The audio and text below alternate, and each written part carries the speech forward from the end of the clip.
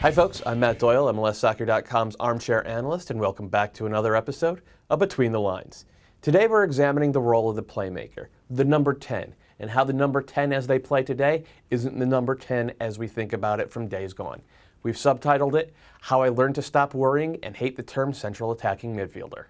In the 1990s and early 2000s, the central attacking playmaker was in vogue, and Zinedine Zidane is obviously the best example of this. But he wasn't the only one. Argentina would produce number 10s by the boatload. Marcelo Gallardo was one of them. He played for the national team and had a cup of coffee in MLS as a DP with DC United. Denmark's Michael Laudrup is considered by the game's historians as maybe the most underrated player of the last 50 years. And even England produced creative players. Well, one creative player, the great Paul Gascoigne. Early MLS was dominated by this type of player. Marco Etcheverry was the brains behind the great DC United teams of the late 90s, and Carlos Valderrama, perhaps the most extreme example of the number 10, was the league's first MVP. Valderrama, of course, would play soccer the way other people play golf. Walk a couple yards and hit the ball. Rarely move from your spot and rarely run. Valderrama's spot, of course, was the central channel. That's where he made chances from. Defenses around the world, of course, eventually caught on, not just to him, but to the number 10 overall. This led to the rise of the Makelele role, the pure defensive destroyer who would sit deep in central and make it impossible for those number 10s, the creative genius, to find space. So they had to go find space elsewhere.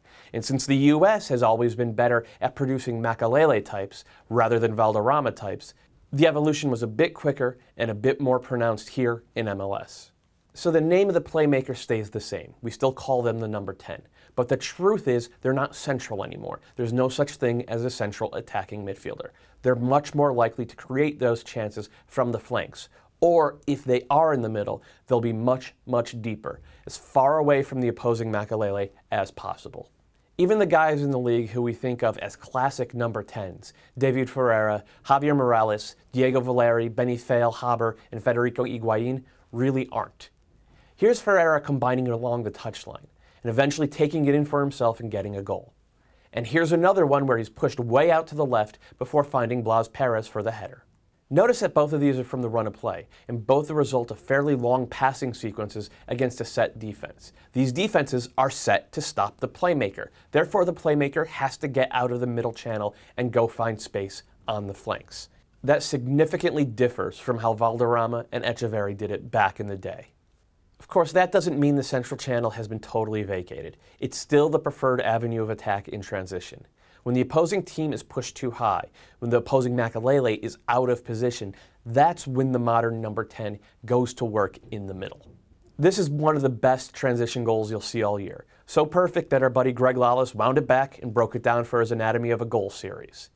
In it, you'll see that Montreal's Felipe, he wears number 7, but he is their number 10, finds time and space in that central channel, and then hits a final pass that would do Etcheverry proud.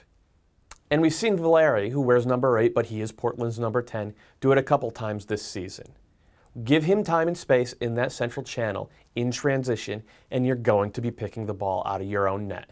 Notice, however, that we're talking about really only 1/3 of the league, maybe even less than that uses the modern number 10. Guys who start in the middle, then drift out wide to create. Most teams nowadays just cut out the middleman. They start their playmakers wide and then have them drift inside. We'll take a look at that next week in another episode of Between the Lines.